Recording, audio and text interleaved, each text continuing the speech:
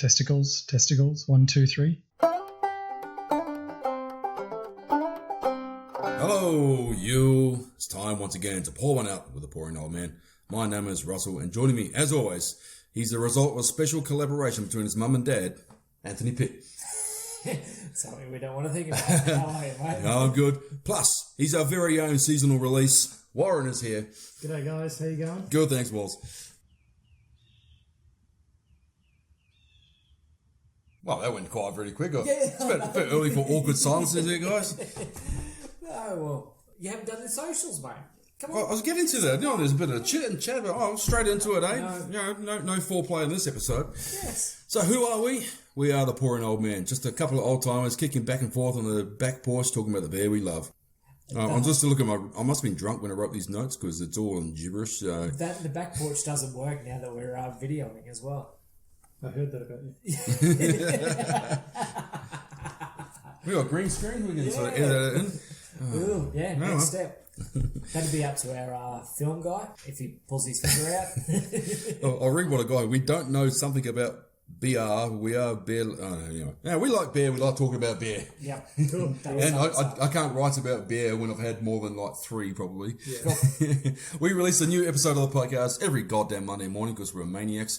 So be sure to subscribe to whatever good podcasts are sold. Yeah, so Google Podcasts, Yep. Apple Podcasts, Spotify. Yeah, even the bad podcast sites, go on them and do that as well. It doesn't really matter, really. They're the 3 big ones. Anything else works as well. So Plus, you can find us on the usual social media channels, Facebook, Instagram, YouTube, Twitter. YouTube. Yep.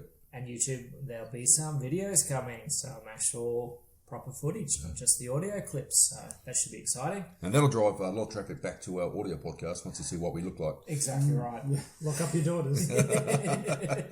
Well, that's all the rigmarole done. Couple of shout outs to a couple of listeners. Oh, you're in the shout out Yeah. So More listeners. We're going to try and do this consistently, so All hopefully we get some more feedback from people. Yep. Do send us your comments. Instagram's the easiest one because I do check that one regularly. So DM us. I don't know what that means. say? Yeah, that's what the kids say. Slide into the DMs. Yeah, as slide they into say. our DMs. Yep. Go nuts. But Dane, Brett, and Anne for sending us some info, interacting. Thank you. I can't wait to the day when we're thanking people for sending us samples of their beer. That is the next step, and I'm teeing that up. Thinking back to the last episode, probably got to be none of the breweries we had on then, but we'll move forward. Exactly right. So we're getting there. So actually, whilst we're doing the shout outs, thank you to the international listeners. So I've been checking our stats and we got people in the UK, Canada, US. There's a couple of New York, a couple of Virginia. And We've had Brazil, we've had Germany, New Zealand, so all over the shop. admittedly, China. Yeah. the one in New Zealand is probably my 11-year-old nephew, Zach. So appropriate, we're teaching an 11-year-old what to drink. Absolutely. We need to, you go into a beer website and say, are you old enough to drink beer? We need one of them at the start of the podcast, maybe. Yeah, you can make Does anyone actually hit no on that? Like, if you're a 14-year-old going onto like an alcohol website and comes out, are you over 18? Does anyone go, well, you got me there? I think what actually happens is if anyone actually hits nerd, no, it just pops up and says nerd. Hi, listeners. My name's Russell from the Pouring Old Man podcast. Please do not hit nerds. This is a public safety announcement. Gold. Thank you. There goes the red again. We move on. Yeah, we probably should actually. Before Warren threatens to beat anyone else up. What is it? What have we been drinking? Yes. Yeah. Yeah. What have you been drinking? I'm going to go first so that we can All right, fair move enough. on quickly. Filter Haze. Great job. It's good beer. Filter. They're simple. They are really simple, but it's just enjoyable. What colour's a hazy can? I can't remember. Green. Okay. Green, it's a nice simple beer. So, kind of exactly what I was looking for at that stage. The other one was Four Hearts. I haven't had one of their beers before. I had their Back to Basics Kettle Sour. Oh, yes. It's a sour. It's not fruit based. It's not, so it doesn't have a big fruit pop. It is just a nice, easy drinking. It's beer, but sour. So it was a nice beer. I'm not embarrassed because I live in Springport, which is part of Ipswich, and Four Hearts is in Ipswich. I've never actually been there. I need to get my ass over there and go to the guys, especially I know a couple of people over there as well. So definitely need to make the trip. That may even be, we may have to do a live road trip. episode. Yep. But yeah, no, that was well worth it. Actually, going back to Filter, Yes. the Filter XBA is a really good XBA. If you want a sort of nice hoppy pale ale, that's a really good one. And that's what I like about their beers. What's the hazy? Was that the Troppo or was that something different? No, the Troppo's awful. different. It's just a green can filter haze is what they call it. So simple. And they do a Caribbean stout as well, which is well worth your time. Okay, Sounds good. interesting. I can run through what I've been enjoying. Yep. I had a mango creamsicle beer from Three Ravens. Yes. Which was unbelievable. Really? Yes, It that's was another brilliant. creamsicle that's been good. Yeah, lots of cream. So creamsicles are better than a milkshake IPA, is what you're saying? 100%. I think they distanced themselves on purpose. Yeah. Did it have that sort of creamy, ice creamy sort of mouthfeel as well? Yeah. Nice. Yeah, they did that well. I also had a Vocation Breakfast Club 2.0, which is a waffle and blueberry stout. Yes. That was out of this world. It was probably one of the best stouts I've ever had. Wow. Yeah. So if you see one, they're out of the UK, I believe. Okay. If you see one, get onto it because it's amazing. Yeah, where'd you pick that one up from? Stafford Tavern, actually. Craft at Stafford Tavern. Yes. On one of my many ventures there. So that was, I think, episode 1. You went to Stafford Tavern? I did, yeah. I also had the Black Magic from Dainton. Now, this has been out for a couple of years, but it's a salt and pepper squid ink ghost. That sounds interesting. It is interesting, and it's unbelievable. Really? And you should definitely try it. Damn, that almost appeared on this episode. Did it? Yeah, it was very, very close. Yeah. It was in the hand. It's a solid beer. There you go. All right. Last but not least, I tried a Hitachino Nest. What? Hitachino Nest. I hope I pronounced that correctly. It is I a have no idea. Japanese craft beer. We've ruined our Japanese listers as well. Yep. So. Bye. Konnichiwa, ohayou gozaimasu. Onama wa Russell desu. Yes. Cool. Yeah. Hello, my name is Russell. That's all I know. Yep. I did 4 years of Japanese at high school, that's all I know. And even then I think I messed half that up. Yep. Nanji desu ka? Hey! Means what time is it? Ah. Yeah. Well, I think. Apparently it's yes o'clock. I'm sure. People will tell us in the comments. That was an espresso stout. I tried that down at Yamagen, which is a Japanese restaurant in the Gold Coast, and that was really good. It was tasty. Yeah, nice. And Ross? Me, I got myself a little package from Garage Project. I may have turned into a bit of a Garage Project fanboy the last couple of weeks. So I got a few of them. The first one I tried was the DFA, or Demus Favorum Amore, which is stands for We Choose to Stand for Love. Is that Maori? No, Latin actually. The story, Wanky, whatever it is. the story actually was it used to be called Death from Above, and the can art was inspired by Apocalypse Now in Vietnam, and was reference to that. But then someone got offended because it was all about a reference, like napalm was called Death from Above. Well, you know how we feel about offending people. Yes, exactly right. And so Garage Project thought, well, whoops, and so they changed it to something a bit more peaceful. It's one of their biggest selling beers internationally, and they took it off the shelf for 2 years because they didn't want anyone to get upset by it. And they re-released it with a more peaceful name. It is, I'm not sure, I don't remember what sort of beer it is. It's like it's an ale or IPA, but it's got Vietnamese mint, mango, chili, and lime through it. Why do Vietnamese get their own mint? Well, yeah, I don't know.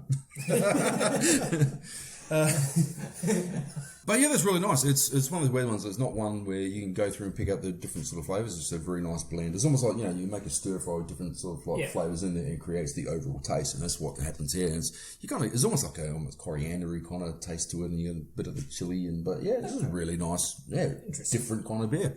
Yep. Also, Garage Project, one of their collaborations with The Veil. It's called New Normal, and it is amazing. It's a fruity hazy. It's more of a citrusy kind of style. It's not as, and this is not a negative. It's not as like punchy and full on as like some. I guess another one in the tick that is. It's just very nice and smooth, easy drinking. Again, So it's more of the fruity rather than the hoppy sort of hazy. Yeah, it's more of a citrus fruity as well. Okay. Definitely well worth a look. It's just an amazing beer. I did see that on the shelf the other day, so I'll definitely have to definitely. I did see it as well. But the one, if you see it, grab a dozen, is Yakima Valley from Garage Project. it is just outstanding. It is. A lot of places already sold out of Yeah. that one. So. It is just an amazing beer. It's loaded with flavours. So you go through it, and your normal sort of tropical, usual suspects like passion fruit, pineapple, mango, guava, all that sort of just coming at you. It's all balanced, all bouncing around your mouth, and it's just an amazing thing. It's cloudy as anything, and just a beautiful, beautiful beer. Like they just have done an amazing job on that one. So if you see that, get on it. It's interesting because Garage Project made a big deal when they came to Australia. Is that everything they ship from New Zealand is always cold shipped. They keep everything cold, everything fresh. So it never leaves it warm in Wellington, hops in a cold container, comes over to Australia, still cold. Then you order online, they stick it in a Australia Post box and they don't give a crap. It still arrives warm, but hey, that's the nitpicky thing. But no, just outstanding beers. The other one I tried, this is not a Garage Project, from Akasha, I tried the Eagle Quadruple IPA. Okay. Now that is an adventure in itself. It is a 12% Quadruple IPA. Burn the house down one. Yeah, that's probably burned down the neighbourhood. Really, yep. It's. I still don't know where I sit on it. It's. I'll put it in the very challenging category. It's very sticky, syrupy, resiny kind of. So IPA. The more you drink it, the more you kind of get used to it and start to flow a bit more, and it kind of like flows. But yeah, it's not one you're going to smash down and have a dozen. You probably sip away at one for a while, and it was okay. It's an experience. I just don't know whether it was an enjoyable experience. Challenge accepted. Yeah. Can try and smash a dozen, see how it works out. Absolutely. I think it was the last episode we were talking about, the Hope Estate range, how they've got their range of super strong beers at the moment. So this is probably one. Did they brew it for taste or experimentation, or did they just brew it just to have a lot of eyes on the label? So well, that's all for me. Take us 4 or 5 episodes to see you again. Yes. Yeah. Let's sit down and have half a dozen of those. Just visit the local AAs, you'll find it. So that takes us to show and tell. This is where each of us bring a beer along to the table and have a wee sample and let you know what we think. And first up today is Warren. He's brought out his big old bottle here. The big guns. Yeah. Full blank factor. This is the Brewdog Overworks Cosmic Crush Cherry Sour. Ooh. 500ml bottle. That is a lot of words. It is. There's a lot in there. Yeah. It's a big bottle. It is a big bottle. I think the thing I like about the Overworks range is they're always trying something different. Every time I've popped into Brewdog, they've got something different on tap, and it's usually fun. It's experimental. It's a little bit different than what you'd find everywhere else, so I was really keen to give this a go. I must admit, the only time I've been to the Dog Tap over in Brisbane there is when I went there for a job interview. And since that was the only time I've been there, you can tell how well that went. And that's why we're not getting any dogs for free. I did speak to the big boss over there as well. He's a really nice guy. Really. The big dog. Yeah, Calvin is his name. He's a really nice guy. Let's hope he's still there. Hope he's listening. Yeah, that too. He should be listening. I might go ahead and pour some of these out. Ooh, that is a great colour. Now, that is about a metre away. I can smell that. Sorry. Wow, that took a little while to get. And we haven't drunk anything yet. I thought that was mine. Yes, everyone watching on our videos. So the audio description of what just happened is that Warren just spilled it all over his podcast notes. So I have no notes for the rest of the podcast. You can smell the cherry. That is your raspberry Fanta kind of colour there, isn't it? It's even deeper than that. It's the description is a ruby red cosmonaut, aromas of stoned cherries. I don't know what they get stoned on, and cherry liqueur, stewed cherries and Bakewell tart unite and orbit a juicy underlying funky tartness. Oh my gosh, there's a lot of words there. There is a lot of words. Can I tell you a story though? Yeah, go for it. So, as you know, I've been into craft beer for quite some time. I was actually over in Scotland on my honeymoon, and I came across these guys, sadly on tap, and I'll say sadly because everything over in Scotland is served at room temperature, but I had their punk IPA and it was out of this world. So I was so excited when they decided to bring over the brewery over to Brisbane and set up here. They've got a great range, always got new stuff going on. It's good. Now I'm going to try some. Yes. You can smell the tartness and you can smell the cherry. It's definitely full on aroma. Like, it really doesn't hold back, does it? Yeah. It's got a good flavour. Sour-wise, I think. It is a lot more sour. Like there's a real tartness to it, which is nice. It's very strong sour. It does lose a little bit of that sweetness through the flavour that you get through the aroma. Yep. Yeah, if you enjoy sour beers, you'll enjoy the tartness of this. Well, it is very sour. It's like a bit of the old, like, face puckering, a bit of that still going on. The face what? The old face puckering.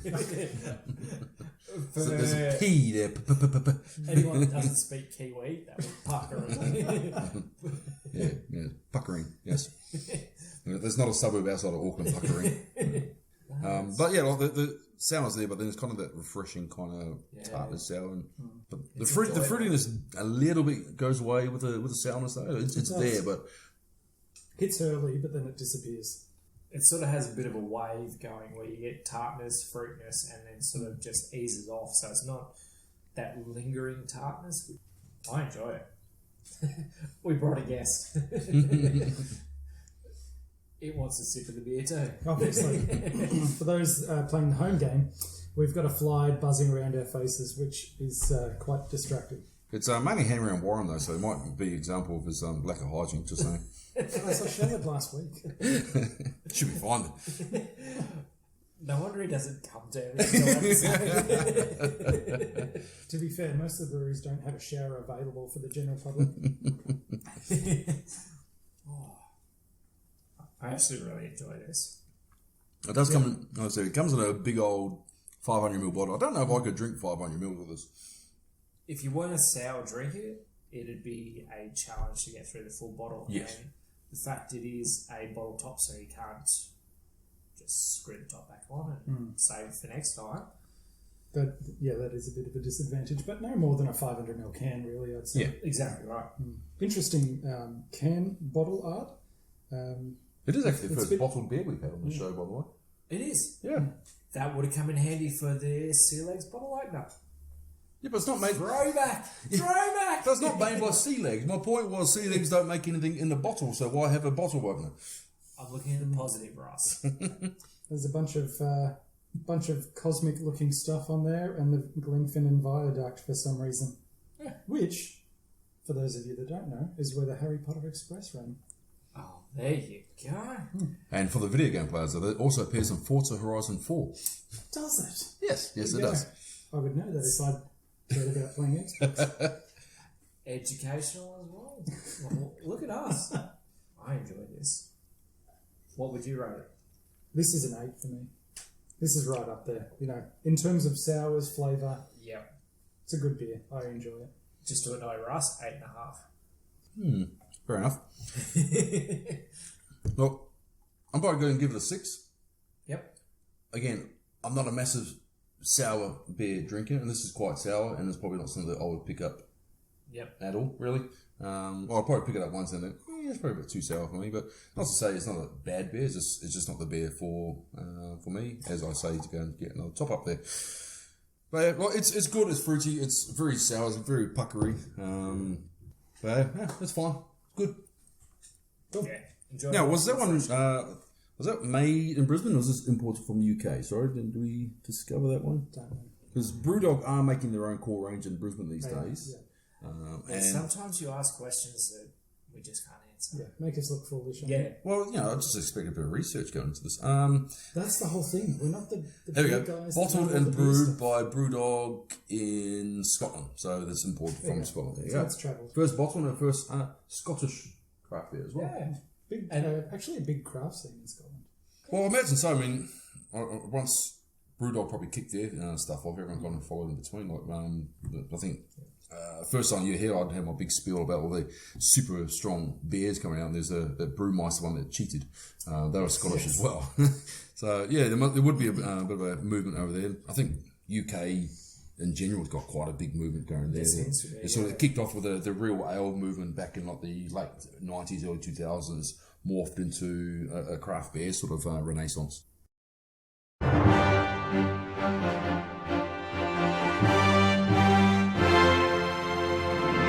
So now time for the news. Well, you got anything there? I do have a couple of things for the news. So we've talked about the Gabs can design. So Yes. I think that was episode, what was it, 1 or 2? That was episode... It was early. Yeah, that might have been episode 1, actually. I think so. Well, they're doing the New Zealand version of it. So I do anticipate Garage Project. I was just going to say, yeah, dominating Garage that. Project will probably win that one. So there might be a top 20 and maybe 2 other breweries other than Garage Well, Project. no, because each brewery can only nominate 1 can each. Ooh, So okay. that's probably what I like about the That's- can thing. So you can only nominate 1 like because otherwise, as you said, like Garage Project will take the top 10 Yeah. probably. That's it. So that'll be interesting. Good to see. So if you are voting in that, vote for Brave Brewing Tiger Milk IPA. At least in the top 10. And again, with Gabs, they have their mixed 6-pack. So because they didn't have the Gabs Festival, they're actually just releasing a 6-pack. That's available in Dan Murphy's. So obviously easy to get then. So Yeah, is that the one that's got the Sandboy salts and vinegar? funnily enough, it does actually have That's that. I did have because that came out. So that did come out a little while ago because Yes. it's got. So they've been doing a big push on it. It also has a milkshake IPA in there as well. Now, this is going to be hard for Controversial or... no. This is hard for me to admit. Yes. This is from One Drop Brewing in Botany down in Sydney. Yep. It's a strawberries and cream. That's the one. Yeah, it's actually all right. Cool. It's highly reminiscent of your strawberry Big M milk. Yep. And There you go. Okay. And so when I say that there's no such thing as a good milkshake IPA, it's probably the closest thing to a really good milkshake IPA. Actually, it's quite nice. Actually, funnily enough, someone else who I did see is coming out with a strawberries and cream milkshake Yes. soon, and I did see that today. Mm-hmm. It will come to me who it is, but it was a decent brewery. Ballistic with their Ballistic twang, is strawberries the and ones. cream sour. That was it. So when we get onto the beers, we're looking forward There's to. me. I'm pretty sure I've mentioned Ballistic in every episode so far. Yeah. So I was trying to avoid it this time, Pity. there's their mention, so I'm looking forward to that one.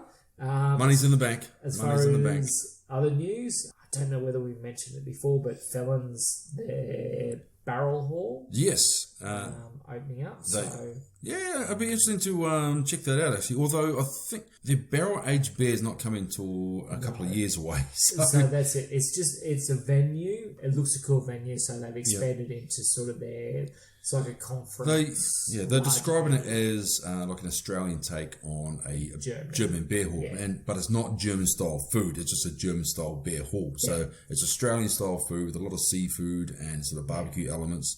It's it a looks fantastic location. The fact that it's a nice big open venue, I think it should be a good venue. Hopefully they back the beers up with it. it's weird, Felons. They kind of got a bit of a bad reputation around town, or online anyway. But they're a local sort of establishment. I don't know. I've never been there. So if everyone wants to tell us what's wrong with Felons, because they don't seem to be Or that if bad. felons want to invite us to do a live episode, we're happy to pick up our stuff and actually attempt a live episode. I'll go on a little rant here because the thing I hate is that there's a lot of like negativity around some of these places. If you're a big venue, you get a lot of negative press first. Like Yes. Fallon's copped it. Brewdog, when they opened up in Brisbane, like everyone's jumping on and telling how bad they were. But really, it's not easy opening a venue. No matter how big a company you are, it's not easy opening a new venue. And particularly in the current environment. Yeah. The Well, 2020 is as well. On top of everything else, add 2020. So I don't know. Some people say that the beers are boring, but I don't know. I haven't tried them. I think people are just like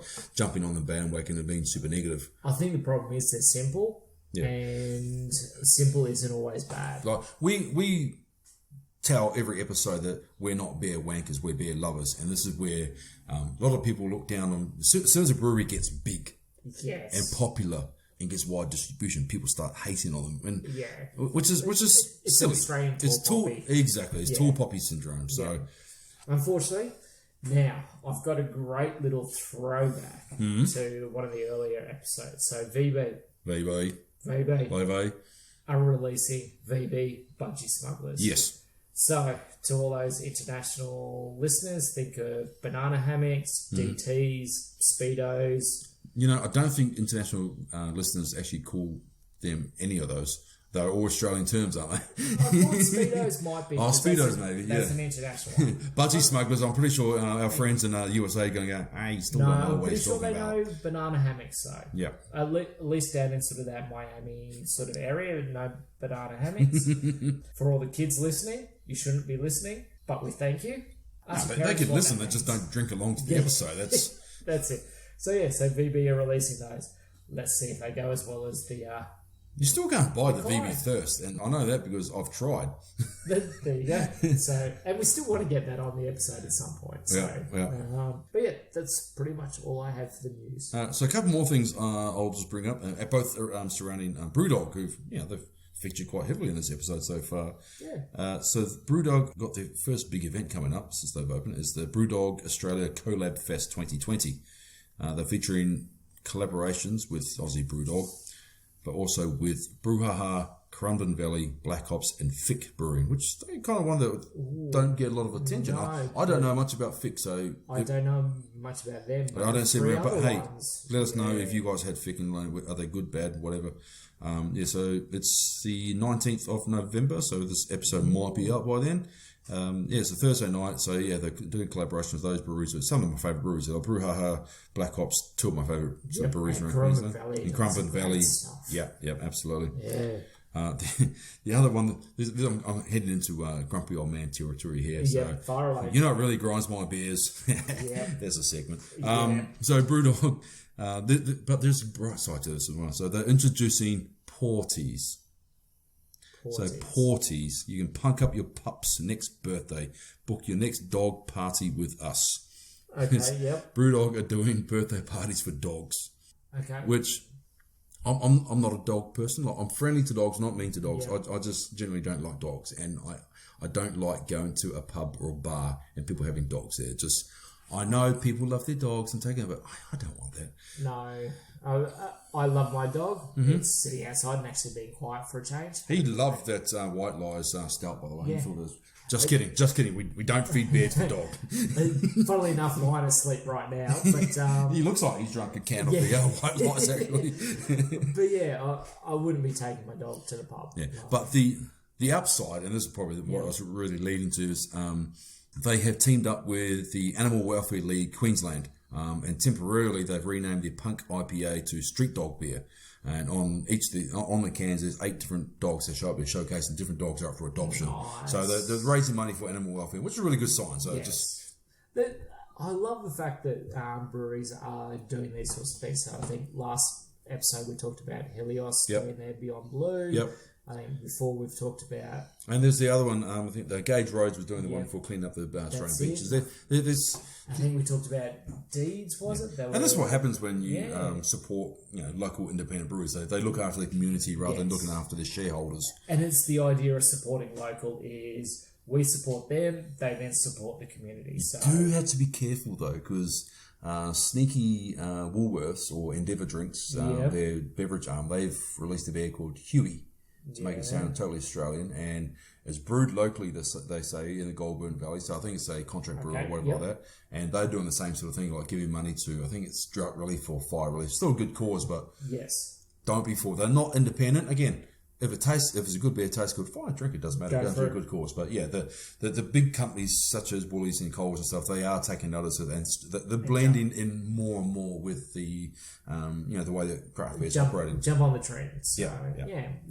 Do your research. I do love the fact that now they have the support or the independent badge on the back of cans. So at least you do have that sense of the fact that it is an independent. This generally means it's a small business. So yeah, support it as much as you can, especially in 2020. Yeah, especially in 2020. And I mean, Brisbane and Queensland, we've done all right with the coronavirus. Venues are surviving, going. Victorian breweries, they're just opening up in the last week or so. You get out, support them, buy their products, and give them a bit of a leg up. Yeah. Grab a pint where you can. Yep. I guess that's the news. I guess that's all for the news. Right, time for show and tell round 2. And next up to the plate is Anthony. Excellent. So I have brought one that we talked about recently and we're looking forward to. It is Old Man Yells at a Cloud. This is probably one of Old my Man Yells one at of my favourite beer names ever, I think. Yes, It is. and it looks very much like Grandpa Simpson's. It is. Yep. hand. It's definitely not. And Copyright. Yeah. They must have gone back to the lawyers a number of times and saying, can we put this much of Grandpa Simpson on there? No, you need less elbow. Okay, bring it down a bit. Yeah. And it's from Old Wives' Ales. So yeah, I just picked it up and went, it screams Yep. pouring old men. So Sounds like pouring old women, actually, by the sounds of the brewery. for IPA, that's a really light colour. Yeah, it's going to the cloudy, hazy territory. This is one that I've probably wanted to try and track down for a while. Oh, it smells good. Yeah, just trying to think back. Have we done a hazy IPA tasting on the show before? We've had some hazy IPAs on here. I do like the fact on the back of the label it just says beer. Nice. Simple, So the description is, so you can have a taste if you like, Yeah. Pity. The description on the back is beer. Product of Australia.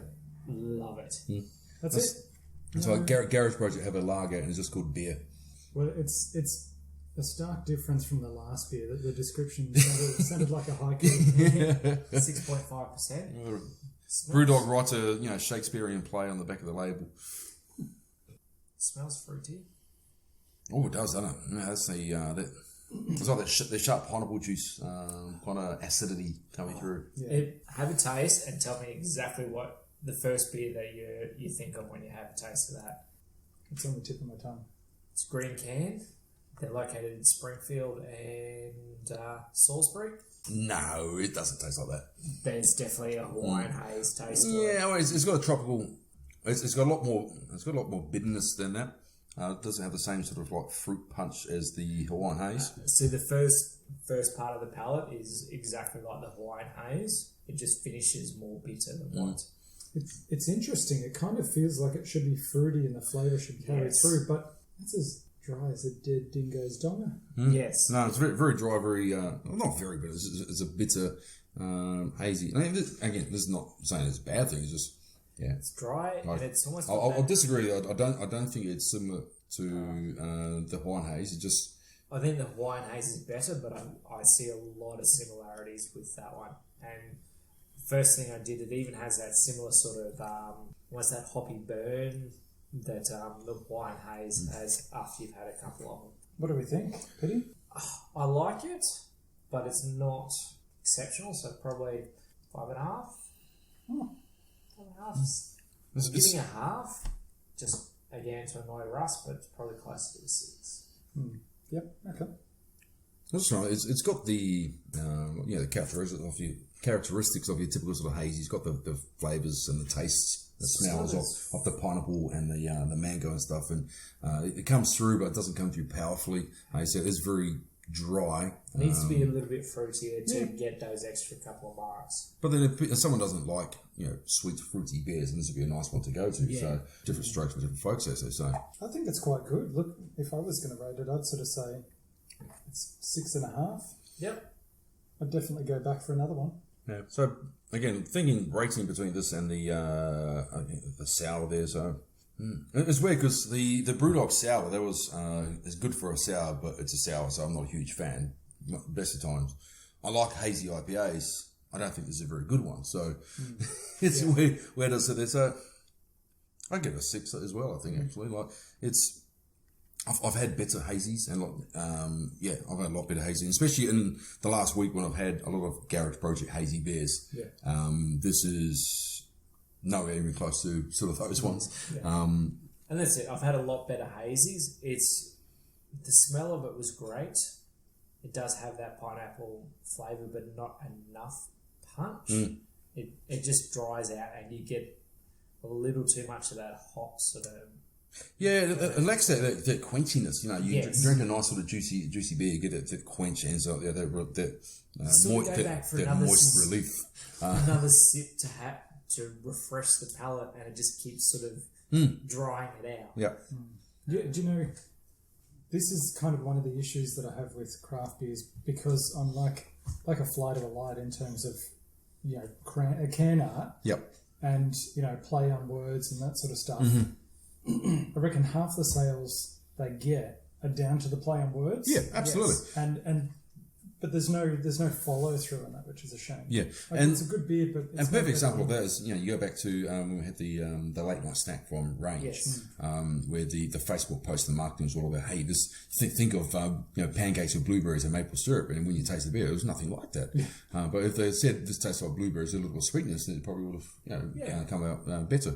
It might be kind of like, how wine drinkers are like, oh, this Merlot has got blueberries and a hint of napalm and all that sort of stuff, and it's got a flavour of burnt toast, and you wake up in a chateau with moist grass in the background. It's a robust number. Yes. I didn't do the voice. Sorry, my nose was pointed towards the ground. So, but it just tastes like wine, and it's the same with a lot of these.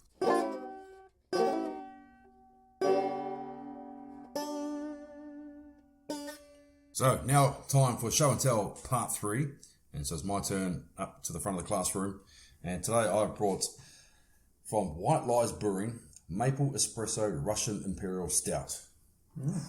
So once again, another dessert beer for me. There's a bit of a theme going on here. I know, I can't help myself. You're suffering through this diet, aren't you? I really am. Well, it's got... Yeah, there's just missing bacon. Otherwise, it tick every box I look for on there. But yes, this is part of their 4th birthday celebrations the other week. Can I ask you a question? It says Russian Imperial. Yep. Why is there a Canadian? That would be the maple part of it. And the other side of the can is the beer. The Russian beer. Yeah. Russian beer. So it's a collaboration between Russia and Canada. Okay. Yep. I didn't see always the been other good side. friends, Russia and Canada. They have. They're getting on famously, I believe. Yeah. All right. So this gives this a crack. Good sound. It is a good sound. Ooh, that's it. Some dark head on that one. Ooh. As I said, I'll spill some of my hand there to retrieve it. Well, that's a very, very dark pour, isn't it? It's yeah. Now, I do apologise. You're not a coffee fan, are you, Pity? No, I don't drink coffee at all. So. You do now. Yeah, this will be interesting. Weirdly, though, I actually had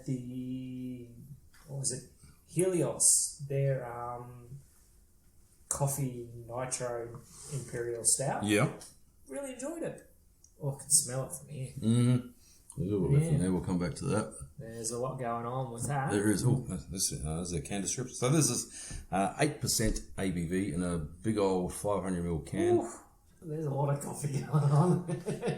There's not too much of a description on there. I suppose the name is the description. It's Maple Espresso Russian Imperial Stout. What more do you need to know? It kind of tells you what you need. Yeah, exactly. Yeah.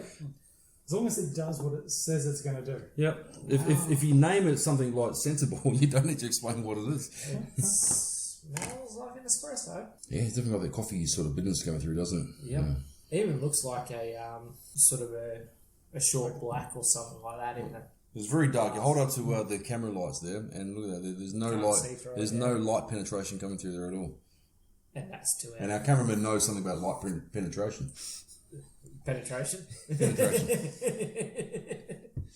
There's the maple. Actually.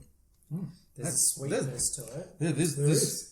I expected it to be dry, just by the smell of it. I expected a lot more coffee as the initial sort of... Well, because it starts off with the coffee, but then the maple kind of sort of wafts over you, and it just starts getting sweeter and sticky kind of toffee flavour coming through. And there's a long taste, if you know what I mean. Like you still take a sip, and the taste evolves as it lingers in your mouth a bit. And it's not a lingering bitterness, which is No. probably standard for stouts. Especially when not in a Russian Imperial Stout, you expect that that bitters to come through quite strongly and stick around at the end. But I think because the maple comes through, it kind of sort of softens out and smooths it down. Yeah. I'm not tasting the Russian Imperial side of things, so Which is scary. I was kind of expecting a hostile takeover, but Well, I think it's where the maple comes into play. Like any of that Russian Imperial sort of like mouth burn from the stout just goes away because the maple sort of smooths it over. And Which is actually the second beer that we've had maple in, and this is the first time we've actually tasted it. it is a good segue there, guys. How good is maple syrup? Yes. Well, I think I mentioned back on the one of the episodes before, there was a Kamikaze Knitting Club beer, which I can't remember the brewery it was. It's either Brewdog or Garage Project, one of the two. And yeah, the maple came through similar to that. Like you just, as soon as you start getting any sort of form of bitterness or dryness coming through, the maple comes in and just makes it better. Maple syrup just makes everything better. Do you know what I want to see someone do? A Macca's hotcakes and syrup beer. Well, they're getting closer to that. Was that Mr. Banks had the Waffle House, which was the coffee and maple syrup and waffle beer. Yeah. Well, that one I tried the other week, which was the... what was it? I've lost it. Is it underneath the sour beer from Brewdog? Waffle and blueberry stout. But I do see a Pouring Old Man and Sun Brewery collaboration where we do it. There we go. Yeah. Macca's, if you're listening and you'd like to sue us now before we make it, get in early. No, you just got to go. We'll do the Hungry Jacks. Yeah, you're going to say you go to the Hungry Jacks, but you release it, then they sue you, then use the suing as part of the marketing campaign. Yes. And, Or we just put not Macca's hotcakes and syrup as the name of it. Yeah. Because we said not. Obviously, it's not that. Yeah. Could you call it cold cakes, maybe? No, but it's hotcakes. What was the? You remember the movie Coming to America, and they work for the fake McDonald's chains like McDowell's or something like that. He called it McDowell's pancakes or something. Have you ever seen Coming to America? A long time. Long time ago, Eddie Murphy, he starts working for a fast food I restaurant. It's clearly a rip off of McDonald's, and they have something like the big M instead of the golden arch or something like that. So yeah, that's probably one of those memories that my old age and beer induced dementia is. you know a fun fact, and here's one for all the movie buffs out there. Eddie Murphy in Coming to America had the same parents as Simba in The Lion King. There you go.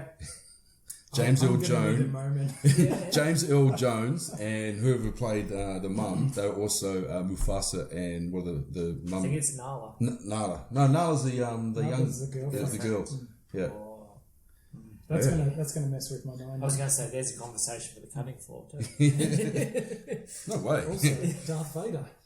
Yes. James Earl Jones. And what's the saxophone player? Bleeding Gums Murphy. Was he? Yes. No, The he wasn't. Simpsons. Really? James Earl Jones is Bleeding Gums Murphy. No way. Wow. Because when Bleeding Gums Murphy dies, he comes up in as the Cloud, as Bleeding Gums Murphy. Yeah, that's just a Star Wars Vader, reference. I'm looking that up. James Earl Jones. Ron Taylor. Drink.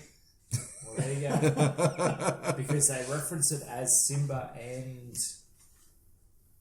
Darth Vader. The internet doesn't lie. Yeah, Now, that's it. I am sure I've seen James Earl Jones on the actual call list at the end of the episode. Computer says no. So unless he did the voice for the Ghost version. That could be where we're going. Mm-hmm.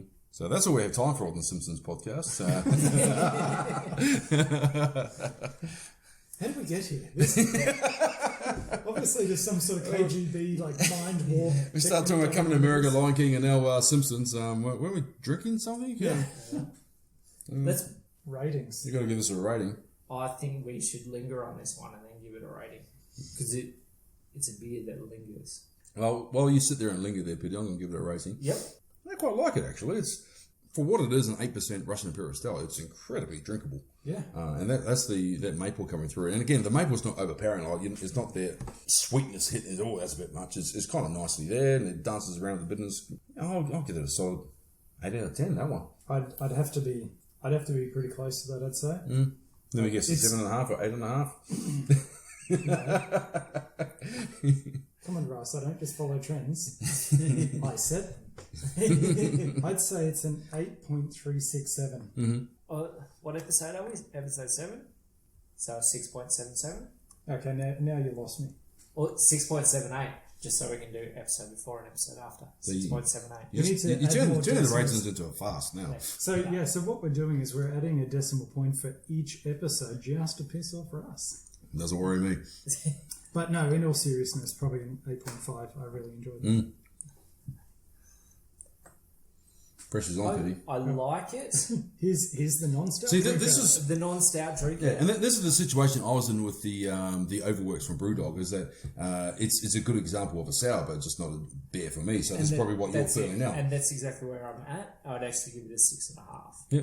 So that's what I'm happy with. So 6. But 6.5. Because it's better than, I'm sure I've given something else a 6, and it's better than that. So it's actually better than the old man yells at cloud, which I think I gave a 6. So 6.5.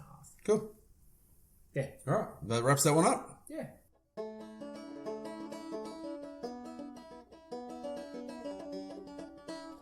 So it's time now to have a look at new brews coming out and what we're looking forward to. So I have one that I'm going to start with, and we all love a milkshake beer. So I like one of them. yeah, so Bright Brewery have a cherry cream nitro milkshake. Funny enough, Ale. that's on my list as well. Yeah. There you go. Which I'm guessing you got the next one on my list as well from them. No, Ooh.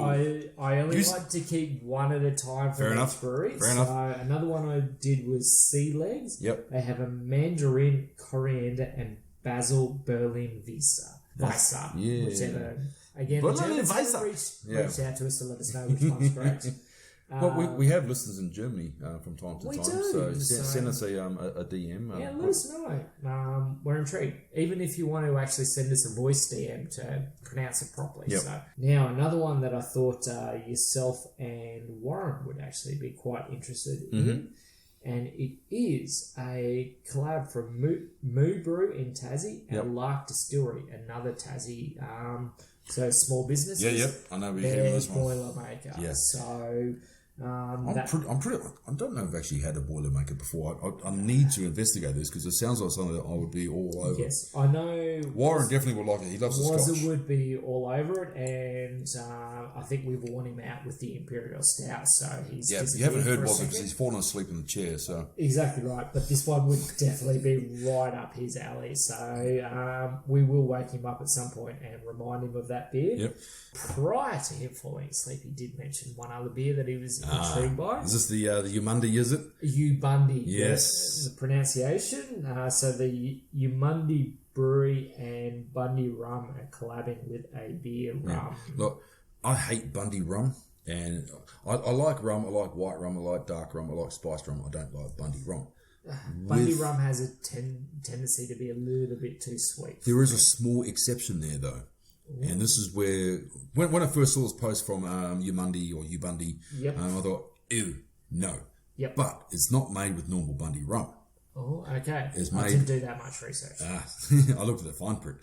It's made with Bundaberg spiced rum. Now, The Bundaberg Spice Rum. Is Bundaberg completely spiced different. rum is actually really surprisingly nice. It used to be called Bundaberg Mutiny, and then they changed it back to Bundaberg spiced rum. It's a really nice spiced rum, and it pains me to say, because as I said, I don't like Bundy in best of times. It's not as sweet. It's just it's a smoother. It's got like a it doesn't have the normal Bundy characteristics. It's got like a vanilla sort of spice kind of sort of more flavour, the so it's really Caribbean nice. style rums. And so they're mixing it with the Bundy spiced rum and a bit of ginger as well.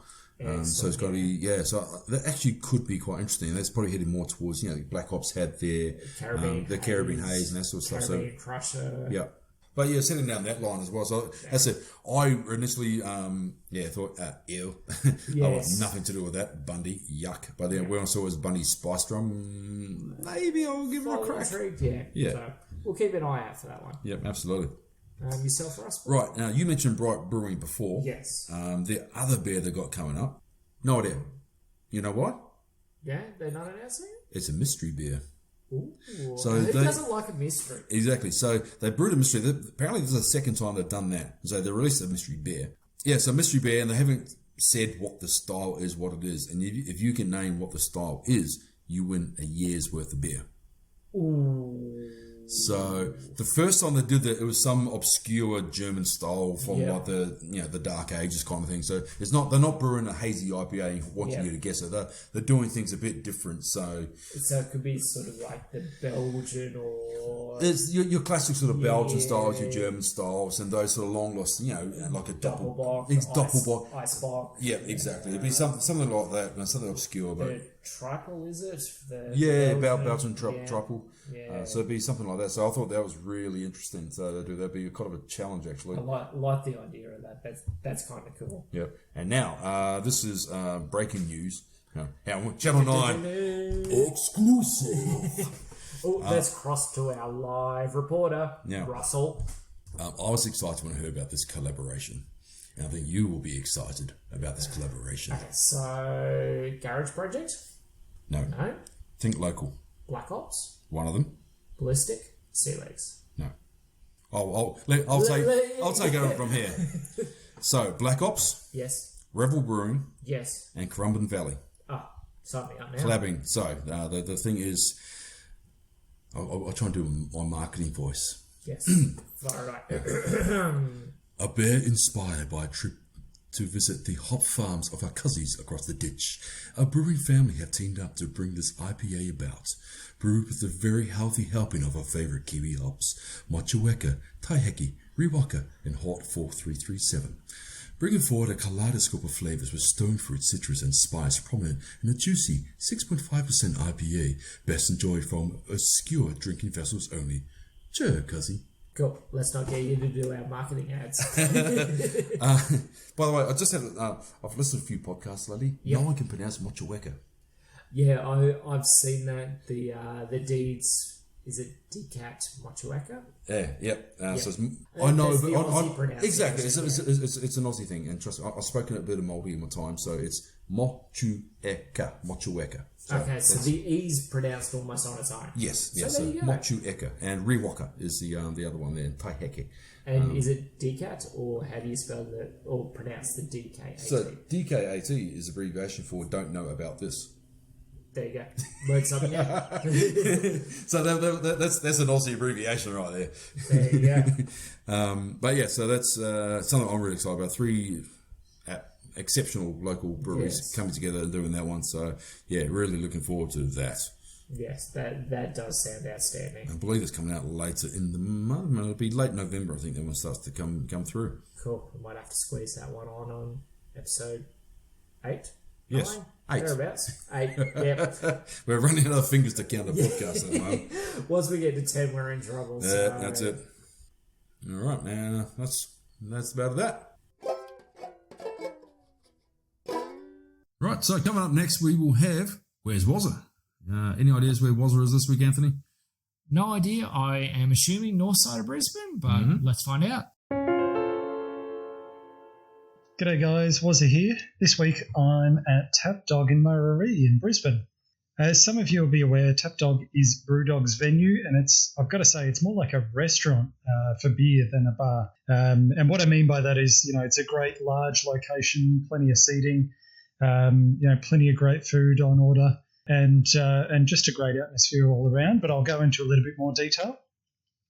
First, I'm going to start with the beer. I love Brewdog stuff. I bumped into them over in Scotland before they came over to Australia. Instantly I was hooked, so I was really excited when they moved in over here. In terms of their selection of beers, Brewdog have always got their core range, which has some great options, and they've also got a range of different special beers that they put on and they're creating at any given time, like their Overwork series, which are really enjoyable. On top of that, they've always got some friends of Brewdog beers, so they're always going out, getting some of the local breweries, getting some of their beers and putting them on tap, which is cool as well. Overall, they've generally got like 25 to 30 beers, which is exceptional because you can't get through them. Even if you do like tasting paddles, you run out of beers very, very quickly. So it makes it worthwhile to come in for extra visits. On top of that, the staff are really top-notch. They're really friendly, always happy to run through some different options with you, give you some different samples, and are really passionate about their beer, which is exciting to see. In terms of the takeaways, they've actually got a great range of takeaway beers out the front as well. So, once you're adequately sourced up, you can grab a couple of beers on the way out and make sure you've got a couple of travellers for the way home.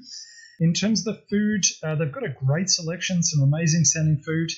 Look, we went early on and it was probably within a month of the place opening, and the food wasn't great. I think it was just overcooked. They were stretched that night. But I'm going to go back for another go because the options sounded amazing, and I've got faith that they'll redeem themselves in that side of things.